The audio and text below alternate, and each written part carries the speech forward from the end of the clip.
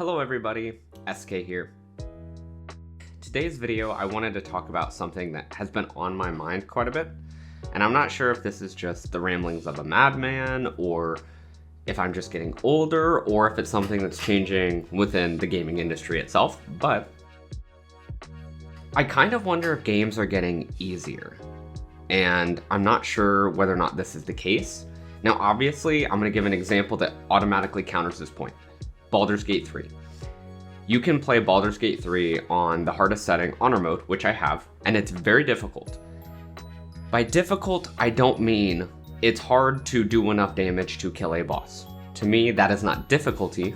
That is simply increasing sort of like the sponginess of an enemy, which is important, but it is a tool being used to make something more challenging as opposed to being challenging itself. Now, the reason that I would say Honor Mode is difficult is the complexity of the enemies grows much more than if you're playing on Explorer or I think Normal or whatever the less hard difficulties are.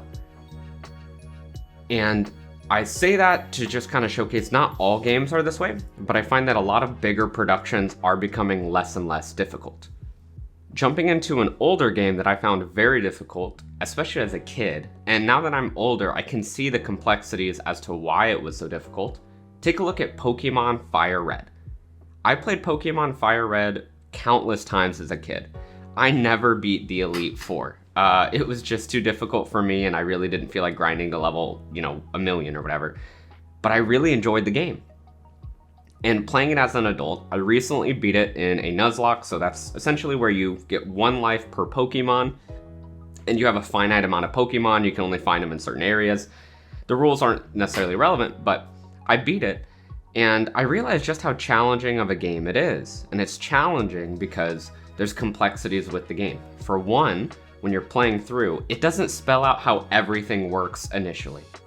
Okay, there's a lot of things that you learn by just playing, by just talking to the NPCs, and they give you tidbits of information and tips and how things work between developing EVs for your Pokemon, which essentially makes them stronger than just their base self. You can also get their natures affect, 2 of their essential abilities and change that. Or you can find that they have different hidden abilities or special abilities depending on whether you got them early or where you got them from. And I find that this kind of complexity is always so much more entertaining and interesting than, let's look at Starfield. I liked Starfield at the very beginning, and the more I played it, the less I enjoyed it. And that's because I did not feel that it really had complex difficulty whatsoever. It felt like a worse version of Skyrim, a more boring version of Skyrim, and it felt more like a grind than it did a difficulty situation. A good example, when I ran around with guns, the guns didn't feel complex or diverse or interesting. They just felt boring, and it felt like I was just constantly looking for ammo, which is not really an interesting gameplay experience in my opinion. Now, if you take a look at something like Hardcore World of Warcraft, it's difficult without the Hardcore mode. Hardcore mode means if your character dies at any point, they are done. There is no reviving them. You don't get to play them again. I played it all the way through. It took me months and months. It took me like 6 or 9 months, I think, to get my character all the way to the max level 60. And it was challenging because it was complex. Now, it was also punishing because, if I die, I can't play anymore. But it was complex because as you fight and you explore, you fight different enemies that are, you'll find some that are called elite, which have much more health. They have much more damage. They have greater immunities and resistances, etc. You can travel around and you'll find enemies with completely different abilities and resistances and just sort of random abilities that you may not have been able to just assume. And that is what made it so difficult. Again, something like Starfield, I did not find to be difficult. I watched Dragon Age Veilguard gameplay quite a bit because I was debating whether or not I wanted to buy it, as I do with a lot of new games, and I decided against buying it, so take my opinion on this with a grain of salt because I haven't played it myself. However, watching a lot of the gameplay, it did not seem difficult. It seemed like you have a difficulty slider, which really just meant how spongy are the enemies. This is not complex. This is just how much time does it take to do enough damage to kill an enemy. That is not complexity. Now, if you sort of parallel that with something like Elden Ring, I found that the base game especially was more so about what kind of build you had, what kind of playstyle you had. Learning an enemy's movements, learning their weaknesses, because some enemies, they had a greater weakness to, say, holy damage or rot, scarlet rot, which was very popular at the beginning because it was so strong. And I played the DLC. I really liked the DLC. It was a lot of fun. With that said, I did not necessarily care as much about it was really just dodge, and then hit the enemy. And that's fine. But that, as a gameplay loop, it lacked a lot of complexity for me. They did not leave enough open, windows to hit the enemy, an appropriate amount of times. I felt like I was forcing myself into taking a hit to cause them to stagger or things like that. The difficulty of the DLC had a lot more to do with you take a lot more damage. You're being attacked a lot more often than the base game. And it felt like a departure in some ways of the sort of complexity and difficulty of the base game, particularly with the bosses. The other enemies, I don't think it applies to, just the random mobs and stuff. I thought they were a lot of fun. I did think the bosses were fun, but they weren't challenging in sort of complex manner. They were just challenging in I'm taking more damage and I'm getting attacked more often, which is not as interesting and not as complex, even though it does feel more punishing. And I think Dragon Age: The Veilguard is a much harsher experience in that way, a much less interesting experience in that way than the DLC for Elden Ring. I really enjoyed the DLC for Elden Ring. I'm only drawing the comparison to sort of make the example of what kind of difficulty, what kind of challenge we're talking about. And with the Veilguard, it really just looks like a difficulty slider. There's a certain boss in the game where you fight a Hydra, and then when you kill that Hydra, you fight 2 more Hydras. And then when you kill those 2 Hydras, you fight 3 Hydras. And it's really just a dodge, hit, dodge, hit. There's not really any complexity from what I've seen that's interesting in a way that would make me want to play the game. And a lot of the combat felt that way. It felt very scripted, very like one-dimensional, and not that interesting, unfortunately. And I've noticed this parallel just in general with a number of games I've either seen or played. Fallout 76 was like this. I didn't find Fallout 76 all that difficult in terms of complexity. I found it difficult in terms of, again, just bullet sponge, I'm running out of ammo, my weapons are breaking, kind of thing. And I don't find that particularly interesting. And so I've kind of started to just force difficulty on myself for games that I already found difficult. As I mentioned, I did a Nuzlocke of Fire Red, and I also have been working on another Nuzlocke for Pokemon Platinum, which I enjoyed as a kid. And I've also been trying to do a sort of 1 life for Elden Ring, the base game, where I'm playing through and I only have 1 life, so if I die, I have to start all over.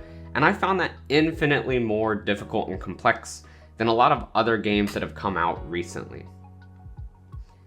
And some of the complexity that I think is lost in a lot of the newer games that come out is not just that the games themselves aren't complex, but it's that the game feels the need to explain everything to me as if I can't figure it out myself. There's a HUD with all of these, different descriptors of what's going on. There's a tutorial that explains this, that, and the other, and sort of just breaks down all of the mechanics. And it leaves very little to the imagination. It leaves very little to just discovering as I'm playing the game, instead of being explained to me what the game is.